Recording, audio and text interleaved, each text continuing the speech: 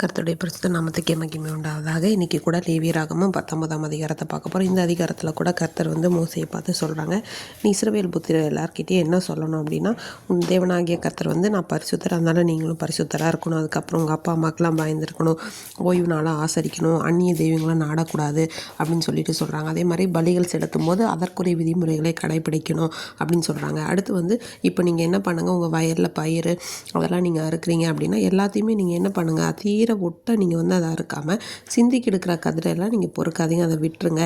எளியவர்கள் என்ன பண்ணட்டும், அவங்களோட அதை என்னென்னு எடுத்துக்கட்டும் அப்படின்னு சொல்கிறாங்க. அதே மாதிரி நீங்கள் களவு செய்யக்கூடாது, வஞ்சனை செய்யாதீங்க, பொய் சொல்லாதீங்க. என்னோட நாமத்தை வச்சு நீங்கள் என்ன பண்ணக்கூடாது, பொய் சொல்லி என்ன பண்ணக்கூடாது, ஆணையிடக்கூடாதுன்னு சொல்கிறாங்க. அது இல்லாமல் கூலிக்காரருடைய கூலி விடிய காலம் வரைக்கும் உங்ககிட்ட இருக்கக்கூடாது, நீ கொடுத்தணும். அதே மாதிரி செவிடன் இருக்கான்னு அவனை நிந்திக்கிறது, குருடனை அவன் முன்னாடி தடுக்கல வைக்கிறது, அவங்கள கிண்டல் பண்ணுறது அப்படியெல்லாம் பண்ணாமல் தேவனுக்கு பயந்துருக்கணும். நியாய விசாரணை செய்யும்போது ஐயோ அவங்க பாவம், அவங்களுக்கு நல்லது செய்யணும், பெரியவங்க இருக்காங்க, அவங்க பணக்காரங்க, நம்ம பயப்பட்டு தப்பாக தீர்ப்பு சொல்லணும், அப்படி இருக்கக்கூடாது, நியாயமாக நடந்துக்கணும்னு சொல்கிறாங்க.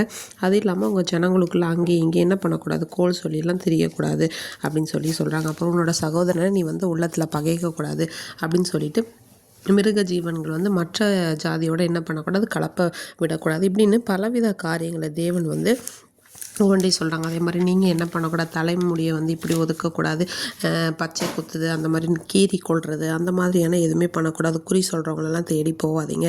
சுமுத்திரையான நிறைக்கல்லாக இருக்கணும். உங்களை எகிப்து தேசத்துலேருந்து புறப்பட பண்ண கர்த்தர் நான், அதில் என்னுடைய கட்டளையெல்லாம் நீங்கள் என்ன பண்ணணும்னா கை கொண்டு நடக்கணும் அப்படின்னு சொல்கிறாங்க. இந்த அதிகாரத்துடைய ஒரு மைய கருத்து அப்படின்னு பார்த்தோன்னா, பரிசுத்த வாழ்க்கை. அந்த பரிசுத்த வாழ்க்கைங்கிறது பாவம் செய்யாமல் இருப்பதை அப்படிங்கிறத உணர்த்துது. அந்த பாவங்கள் எந்தெந்த விதத்தில் மனித வாழ்க்கையில் வரலாம், அதை எப்படி எல்லாம் மேற்கொள்ளலாம் அப்படின்னு தான் தேவன் சொல்லியிருக்காரு. இப்போ என்ன சொல்கிறாங்கன்னா, பரிசுத்தம் தேவனோட ஜனங்களுக்கு ஒரு அடையாளம். இப்போ ஒரு உலகத்திலேருந்து உங்களையும் இல்லை நம்மளையும் பிரித்து காட்டுறதே அந்த பரிசுத்தமும். நம்மளை பார்த்தா நீங்கள் கிறிஸ்டியனான்னு சொல்லி கேட்குறது நம்மளுடைய நடக்கை, நம்முடைய சாட்சிகள்னால தான்.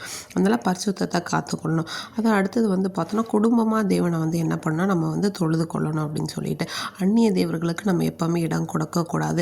அந்நிய தேவர்கள் பல விதங்கள், நமக்கு பிடிச்ச ஒரு மனிதர்களாக இருக்கலாம், இப்படியோ இல்லை ஒரு சிலை வழிபாடோ எதுவுமே இருக்கக்கூடாதுன்னு சொல்லுவாங்க. அது மட்டும் இல்லாமல் நம்ம எப்படின்னா நீதியாய் நடந்துக்கணும், பரிவாக இருக்கணும், ஏழைகள் இடத்துல அன்பு செலுத்தணும் அப்படிங்கிறத ஒரு பகுதி குறிக்குது.